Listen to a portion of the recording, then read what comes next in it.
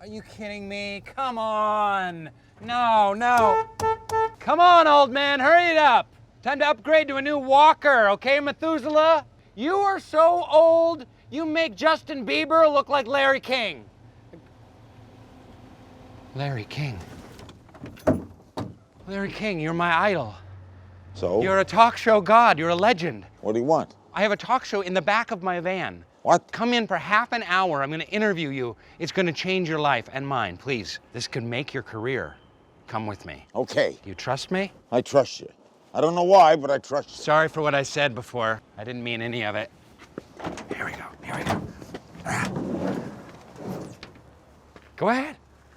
Oh my God, it's really a van. Larry King! Take a sip from your soul on a metaphysical milkshake. Larry King. Rainn. You're in my talk show. I'm in your truck. You're in my... What are we in? I'm in a van. It's a van. It's a 1976 Chevy Custom I'm van. not a van kind of guy. You're not? I'm a Jew from Brooklyn. That's not a van. You know what? You've been in California for a long time. I know, bro. but I'm still not a van person. I'm not a mountain person. No? No, I'm not an outdoors person. What kind of person are you? I'm a neighborhood guy. Yeah? I'm not a limo guy. No? I know. I mean, I'm driven around in limos, but I'm not a limo guy. My friends are friends since 9 years old. You keep in touch with your friends from 9 years Yeah, old? 3 of us meet every day for breakfast. I have some great friends I've made in later life, and I treasure. Yeah. And the heart and soul of me is also with the friends I grew up with. Will you treasure our new burgeoning friendship? Oh, Rainn, yes. This is incredible. Hey, YouTube viewers, just while we're going here, do you guys have friends from when you were 9 years old that you still keep in touch with? Larry King here is 127 years old. He still has friends when he was 9 years old he has breakfast with. What about you? Let us know. Type in your comments or do a video response below. Thank you. Yeah, listen to him when he tells you that. Except I'm not 127. I'll be 127 November 19th. November 19th, so you're 126, forgive me. Correct. Thank you for revealing your suspenders. How many pairs of suspenders do you own? Over 100. People make suspenders. I had a guy in Ghana, make suspenders and send them to me. Did he make them out of human skin? I didn't ask. That would have been cool. Cannibalistic, ooh. As you know, this van can go anywhere. We can be transported to the deepest recesses of your wildest imagination. Where do you want to go, Larry King? I'd like to go to my favorite city, San Francisco. San Francisco. Never had a bad day in San Francisco. Went to San Francisco, opened up the drawer, found Tony Bennett's heart.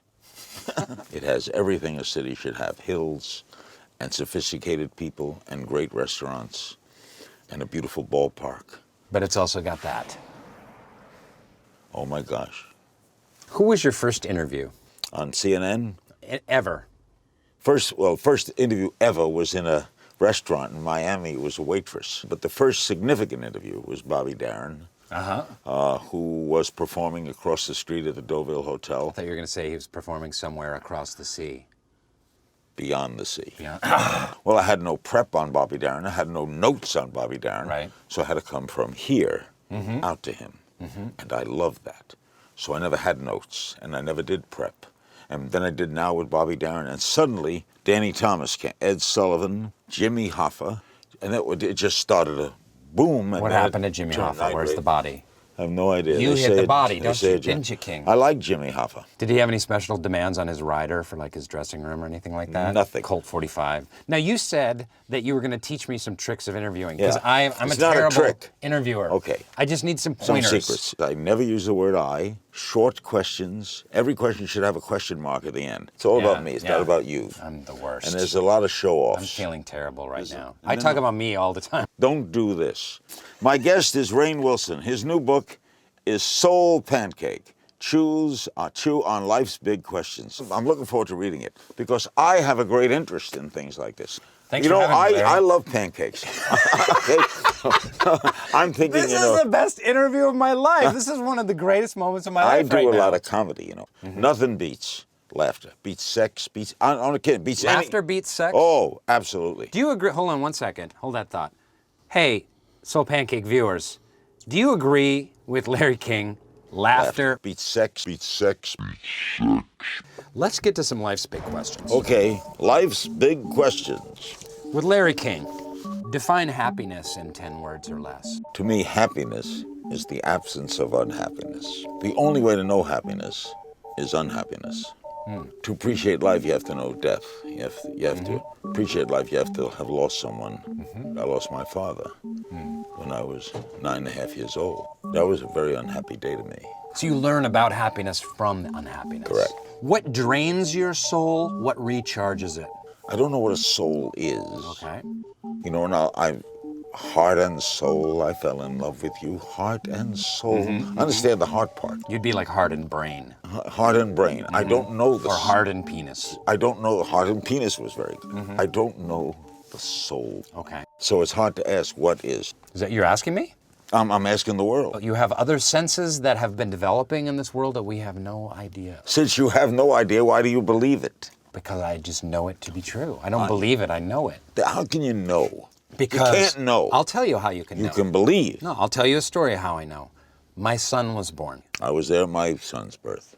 You were there for my son's birth? Well, I cut the corn. You were there cutting the You went cord? to the bathroom. That was you? You went to the bathroom. You I were cut wearing the that corn. nurse's Oh, yeah. outfit. Yeah. You have cute legs. I'm holding my son, who has been in the air for about 6 minutes. And such love fills my chest and my brain like it's beyond all measure. And no one can tell me that love is a series of chemical reflexes bouncing around in my brain, that it's just an autonomous human response to my offspring, and I'm there to preserve the species, and it's just chemicals bouncing around in my brain. No one can tell me that. I know I have this deep, profound love for this tiny infant, and God and the afterlife or the soul or whatever, it works in the same way. I have this knowledge that it exists, and it goes beyond my brain and my thoughts. I'll give you a simple answer to that. I have it. I take my boys to school. I have a 13-year-old and a 12-year-old, 3 grown, and a 13-year-old, 12-year-old. I take them to school every day. When they go out of the car and they walk into school with their little backpacks, my heart fills. I love them so much, like the moment I held them in my hand when I cut the cord on both of their births. So you know you love them. I know I love them. Right. You don't believe. But it wasn't some metaphysical thing that came. It is a metaphysical No, it thing. isn't. I love them. I produced them. So what is that? Love? It makes no sense. We're just beings. We shit and we fuck and we eat. That's it. So what does this love got to do with it? I don't know where it comes from. Is it just for preservation of the species?